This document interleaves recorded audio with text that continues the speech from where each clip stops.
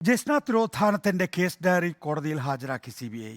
Case diary വിശദമായി പരിശോധിക്കുമെന്ന് Thiruvananthapuram CJM കോടതി വ്യക്തമാക്കി. കേസ് ബുധനാഴ്ച വീണ്ടും പരിഗണിക്കും. അലമീൻ വിശദാംശങ്ങളുമായി.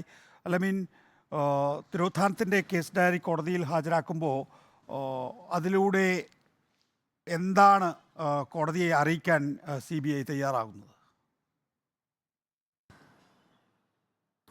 നികേഷ്, ഇന്നലെ കോടതി നിർദ്ദേശിച്ചിരുന്നു ഈ കേസ് ഡയറി ഹാജരാക്കണമെന്നുള്ളത്. അതിൻ്റെ അടിസ്ഥാനത്തിലാണ് ഇപ്പോൾ CBI സംഘം ഈ case diary Thiruvananthapuram chief judicial magistrate കോടതിയിൽ സമർപ്പിച്ചിരിക്കുന്നത്.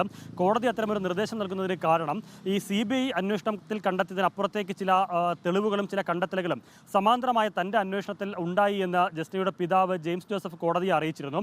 ആ തെളിവുകൾ സീൽ വെച്ച കവറിൽ, മുദ്രവെച്ച കവറിൽ കോടതിയിൽ സമർപ്പിക്കാൻ കൂടി കോടതിയുടെ നിർദ്ദേശമുണ്ടായിരുന്നു. അങ്ങനെ ഇന്നലെ ആ സമാന്തര അന്വേഷണത്തിൽ കണ്ടെത്തിയെന്ന് അവകാശപ്പെടുന്ന തെളിവുകൾ ജസ്നയുടെ പിതാവ് കോടതിയിൽ സമർപ്പിച്ചിരുന്നു. ആ തെളിവുകൾ അല്ലെങ്കിൽ ആ വശങ്ങൾ CBI അന്വേഷണത്തിൽ പരിശോധിച്ചിരുന്നോ എന്ന് വ്യക്തമാകുന്നതിന് വേണ്ടിയാണ് കേസ് ഡയറി ഹാജരാക്കാൻ കോടതി ഇന്നലെ നിർദ്ദേശം നൽകിയിരുന്നത്. അതിൻ്റെ അടിസ്ഥാനത്തിൽ നിന്ന് CBI സംഘം കേസ് ഡയറി ഹാജരാക്കുകയും ചെയ്തിരുന്നു. ഇനി കോടതി പറയുന്നത് ഈ CBI സംഘം സമർപ്പിച്ച കേസ് ഡയറിയും ഒപ്പം ഇന്നലെ ജസ്നയുടെ പിതാവ് മുദ്രവെച്ച കവറിൽ സമർപ്പിച്ച സമാന്തര അന്വേഷണത്തിൽ കണ്ടെത്തിയെന്ന് പറയുന്ന തെളിവുകളും അത് കോടതി ഒത്തുനോക്കും.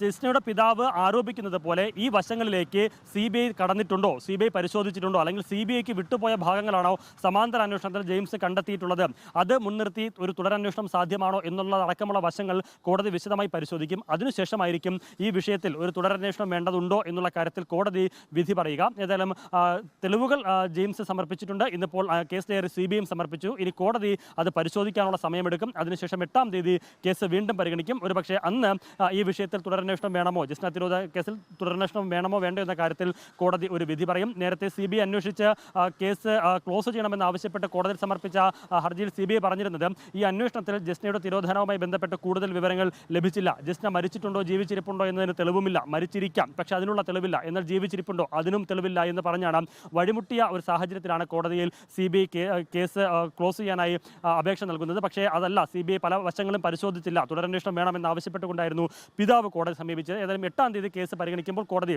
ഈ വിഷയത്തിൽ ഒരു നിലപാട് പറയുമെന്നാണ് മനസ്സിലാക്കാനാകുന്നത്. അലമീനാണ് വിശദാംശങ്ങൾ നൽകിയത്.